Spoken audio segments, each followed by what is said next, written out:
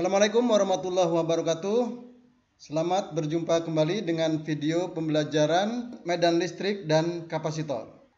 Ya, baik ya. Untuk materi berikutnya adalah kapasitor yang dihubungkan secara paralel.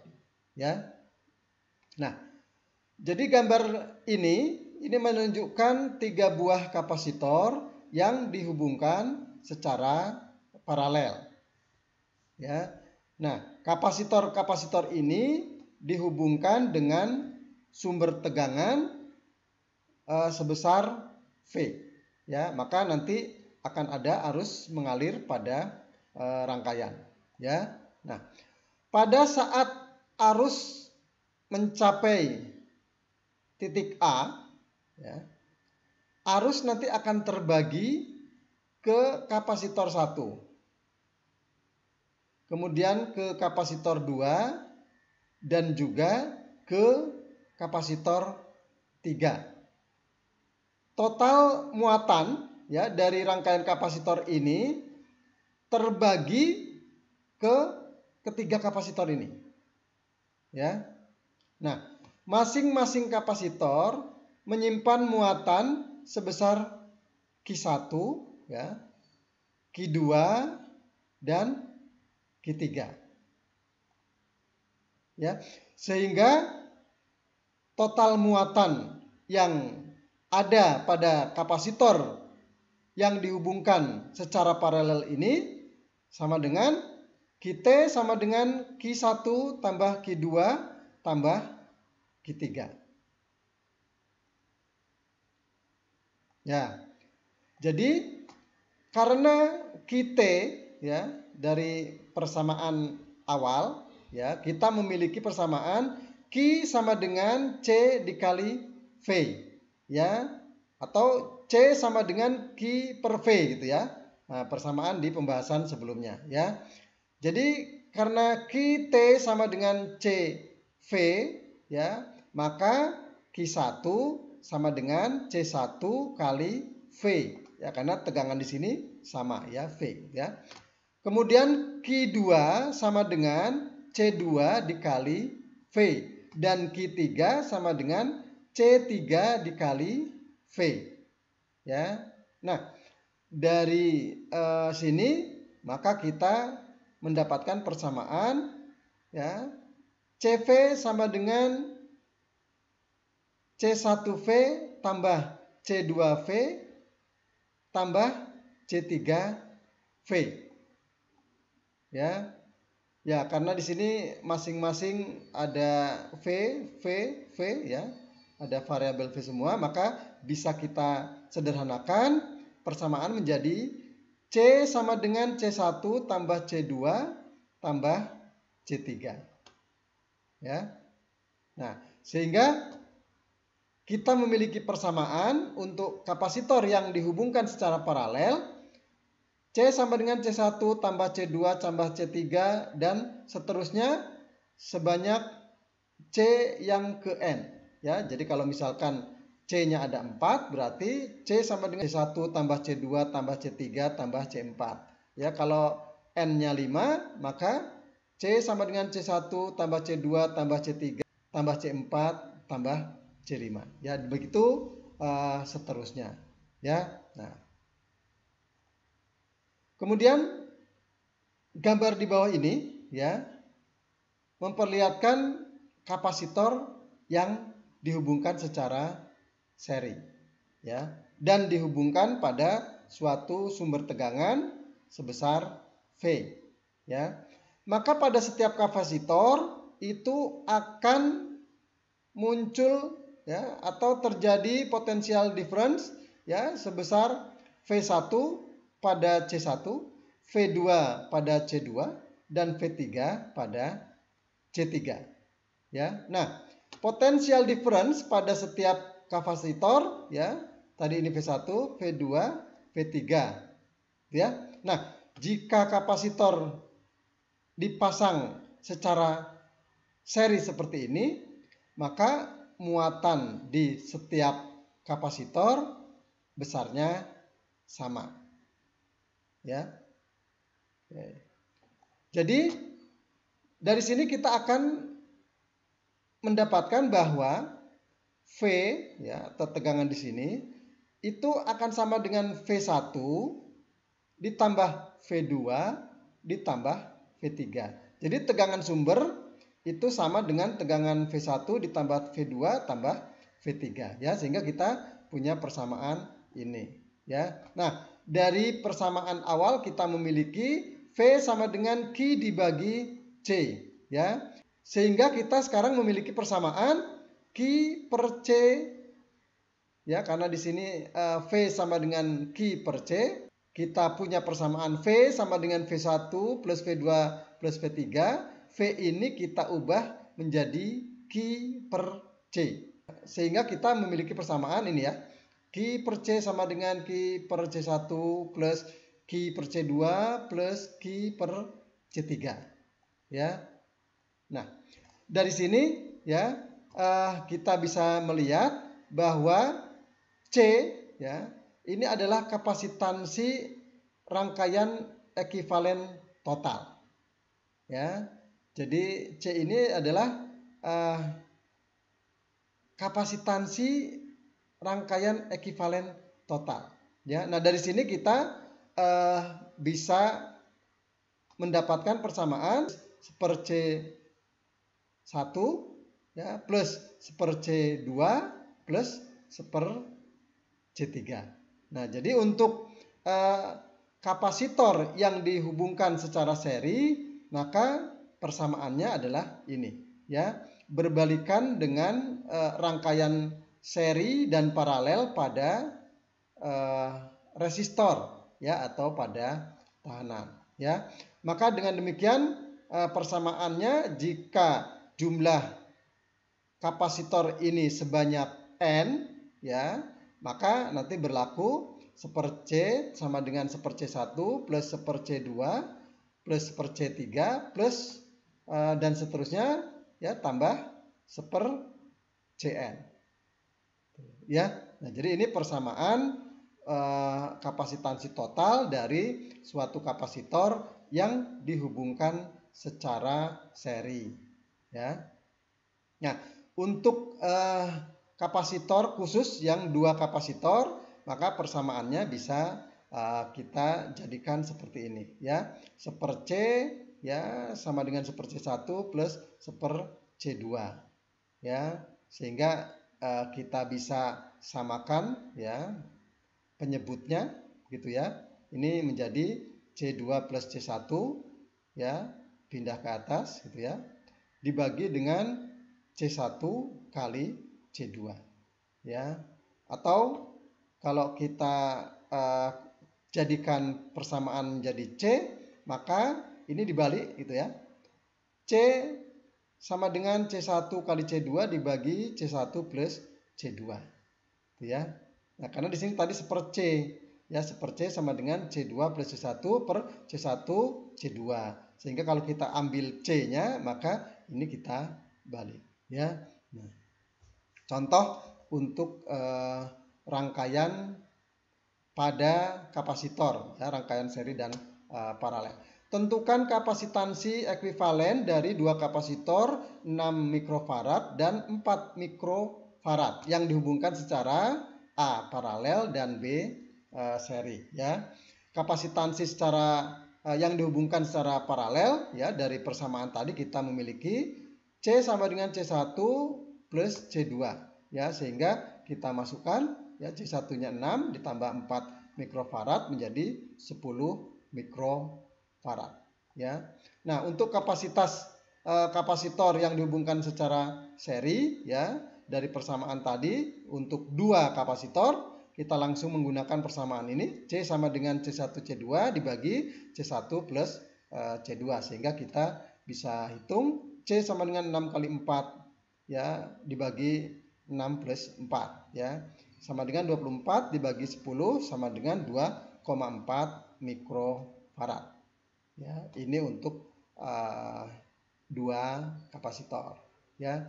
Contoh berikutnya ya, berapakah nilai kapasitor yang harus dihubungkan secara seri ya dengan kapasitor 30 mikrofarad untuk mendapatkan kapasitor ekuivalen sebesar 12 mikrofarad ya. Nah, kapasitansi ekuivalen untuk rangkaian seri ya. Ini dari soal ini kita sudah mendapatkan kapasitor ekuivalensinya adalah 12 mikrofarad ya. C1-nya sudah kita ketahui sebesar 30 mikrofarad. Nah, berapa kapasitor lain yang harus dihubungkan secara seri dengan C1 ini untuk menghasilkan kapasitor ekuivalen sebesar 12 mikrofarad ya. Nah, jadi ini C2-nya belum diketahui dan ini yang akan kita cari ya. Dari persamaan untuk rangkaian seri kapasitor, seper C sama dengan seper C1 tambah seper C2 ya. Kemudian kita pisahkan C2-nya ini ya. Sehingga persamaannya menjadi seper C2 sama dengan seper C dikurangi seper C1 ya. Karena ini kita pindah ke depan ya. Kemudian yang seper C pindah di ruas sebelah kanan ya. Nah, jadi tandanya hati-hati ya. Jadi tandanya seper C2 positif pindah ke sini jadi negatif, yang sini positif pindah ke sini jadi negatif, tetapi yang negatifnya kita jadikan positif. Jadi yang tadinya negatif di sini jadi positif, maka yang tadinya di sini C1-nya ini positif ya, seper C1-nya positif, yang seper C-nya tadi negatif menjadi berbalik ya. Jadi persamaannya seper C2 sama dengan seper C dikurangi seper C1 ya, sehingga bisa kita kita operasikan seper C2 sama dengan C1 dikurangi C dibagi C1 dikalikan C ya. Atau persamaannya menjadi C2 sama dengan kita balik C kali C1 dibagi C1 min C ya, sehingga kita masukkan angka-angkanya 12 kali 30 ya dibagi 30 min 12 sama dengan 360 dibagi 18 sama dengan 20 mikrofarad. Ini adalah C2-nya sebesar 20 mikrofarad. Jadi yang harus dihubungkan secara seri dengan kapasitor 30 mikrofarad untuk menghasilkan kapasitor ekuivalen sebesar 12 mikrofarad adalah 20 mikrofarad ya. Nah, baik ya. Ini ada pertanyaan untuk latihan lagi ya. Silakan dijawab. Tentukan kapasitansi ekuivalen dari dua kapasitor 8 mikrofarad dan 6 mikrofarad yang dihubungkan secara A paralel dan B seri. Kemudian latihan yang berikutnya, berapakah nilai kapasitor yang harus dihubungkan secara seri dengan kapasitor 40 mikrofarad untuk mendapatkan kapasitor ekuivalen sebesar 15 mikrofarad ya. Silakan dikerjakan ya pertanyaan-pertanyaan yang dari penjelasan di awal sampai penjelasan di akhir ya. Contoh-contoh soal silakan bisa dilatih ya. Kemudian pertanyaan-pertanyaan atau latihan-latihan soalnya bisa dikerjakan untuk mendalami ya, untuk memahami pembahasan kita mengenai medan listrik dan kapasitor. Baik, kita lanjutkan materinya yaitu kekuatan di elektrikum ya. Jadi tadi kita sudah bahas bahwa di elektrikum ini adalah suatu bahan penyekat antara plat positif dan plat negatif ya. Nah, jumlah maksimum kuat medan yang dapat ditahan oleh suatu bahan di elektrikum ini kita sebut dengan kekuatan di elektrikum ya, atau di electric strength ya, dari suatu bahan yang dinyatakan dalam persamaan ya, EM sama dengan VM per D ya. Nah, karena ini pembahasannya sedikit ya, kita langsung lihat ke contoh ya. Suatu kapasitor dibuat sehingga kapasitansinya sebesar 0,2 mikrofarad dan potensial difference-nya sebesar 1,25 kilovolt pada terminal-terminalnya. Bahan di elektrikumnya adalah mika ya dengan faktor keamanan 2. Kekuatan di elektrikumnya adalah 50 megavolt per meter ya. Tentukan ketebalan mika yang diperlukan ya. Kemudian tentukan luas penampang plat dengan asumsi konstruksinya 2 plat paralel ya dengan permitivitas relatif bahan mika sebesar 6 ya. Nah, dari data-data pada soal ya kita bisa hitung ketebalan mikanya ya dengan menggunakan persamaan E sama dengan V per D ya. Kita cari ketebalannya D sama dengan V per E ya. Kita masukkan tegangan di sini adalah 1,25 kali 10 pangkat 3 volt ya. Jadi dari 1,2 kilovolt kita jadikan volt sehingga dikalikan 1000 ya. 1,25 kali 10 pangkat 3 dibagi E ya. 50 megavolt per meter. Jadi mega ini 10 pangkat 6 volt.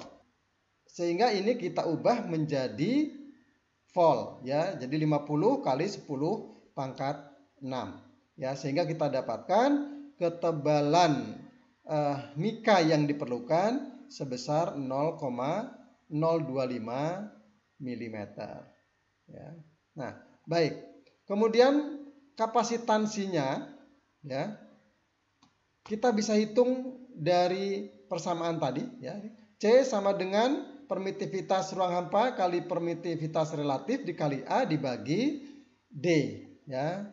Sehingga kalau kita cari penampangnya ya, luas penampang dari persamaan ini, maka A sama dengan C kali D dibagi E0 ER ya. Sehingga kita masukkan harga-harganya, kapasitansinya sudah kita dapatkan 0,2 mikrofarad ya, dijadikan farad kali 10 pangkat min 6 ya, dikalikan ketebalannya 0,025 mm ya menjadi meter kali 10 pangkat min 3 ya, dibagi dengan permitivitas ruang hampa 8,85 kali 10 pangkat min 2 dikali permitivitas relatif mika ya 6, sehingga kita dapatkan luas penampang plat yang dibutuhkan sebesar 0,09416 meter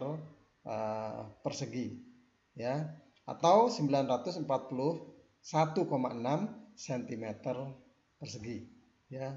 Nah ya, sekarang kita latihan ya yang berkaitan dengan pembahasan yang terakhir tadi ya. Suatu kapasitor dibuat sehingga kapasitansinya 0,3 mikrofarad dan potensial difference-nya 1,35 kilovolt pada terminal-terminalnya.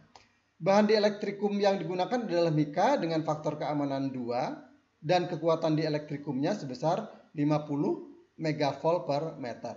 Tentukan ketebalan mika yang diperlukan. Yang kedua, tentukan luas penampang plat dengan asumsi konstruksi kedua plat tersebut paralel ya. Baik ya, kemudian pembahasan kita ke energi yang tersimpan di dalam kapasitor ya. Seperti yang tadi sudah kita bahas bahwa kapasitor ini dapat menyimpan muatan listrik ya. Jadi energi listrik bisa disimpan di dalam kapasitor. Energi listrik ini disimpan dalam bentuk medan elektrostatik ya. Nah, energi W yang tersimpan di dalam kapasitor ini diberikan dengan persamaan W sama dengan setengah CV kuadrat Joule ya. Kita langsung ke contoh ya, karena ini hanya satu persamaan saja ya. Tentukan energi yang tersimpan dalam suatu kapasitor 3 mikrofarad saat diberi tegangan 400 volt. Tentukan juga daya rata-rata jika energi ini dikeluarkan dalam waktu 10 mikrodetik. Ya. Nah, dari sini ya kita bisa langsung tentukan energi yang tersimpan ya dengan menggunakan persamaan tadi yang ini ya, W sama dengan setengah CV kuadrat Joule ya dari data-data yang ada ya, C sebesar 3 mikrofarad ya dikali 10 pangkat min 6 kita jadikan farad ya dikali 400 ya ini kuadrat ya tegangannya kuadrat 400 kuadrat ya sehingga kita peroleh 3/2 ya kali 16 kali 10 pangkat 2 ya sehingga kita dapatkan energi yang tersimpan di dalam kapasitor tersebut sebesar 0,24 Joule ya. Oke. Kemudian yang berikutnya daya ya. Jadi dari persamaan daya sama dengan energi dibagi waktu ya. Kita masukkan ya energi yang tersimpan 0,24 Joule dibagi dengan waktu 10 mikrodetik ya. Mikro itu berarti 10 pangkat min 6 detik ya. Sehingga di sini kita jadikan 10 kali 10 pangkat min 6 ya dalam satuan detik sehingga kita peroleh daya rata-rata jika energi ini dikeluarkan dalam waktu 10 mikrodetik itu sebesar 24 kilowatt. Ya, contoh yang berkaitan dengan energi yang tersimpan pada kapasitor. Suatu kapasitor 12 mikrofarad diperlukan untuk menyimpan energi sebesar 4 Joule. Tentukan potensial difference yang harus diberikan pada kapasitor tersebut ya. Dari data-data yang ada ya, kemudian kita gunakan persamaan W sama dengan setengah CV kuadrat ya. Dari sini kita akan mencari tegangannya sehingga V kuadrat sama dengan 2W dibagi C ya. Kemudian kita akan ambil V-nya saja ya sehingga V sama dengan akar 2W per C ya. Jadi kuadrat ini kita pindahkan ke sisi sebelah kanan menjadi akar ya. Nah, sekarang kita tinggal memasukkan data-datanya. V sama dengan akar ya 2 kali W ya. Energi yang tersimpannya 4 ya dibagi dengan kapasitansinya ya 12 mikrofarad ya 12 kali 10 pangkat min 6 menjadi farad ya sehingga kita dapatkan akar 2 kali 10 pangkat 6 dibagi 3 sama dengan 816,5 volt ya tegangan yang terjadi pada kapasitor tersebut.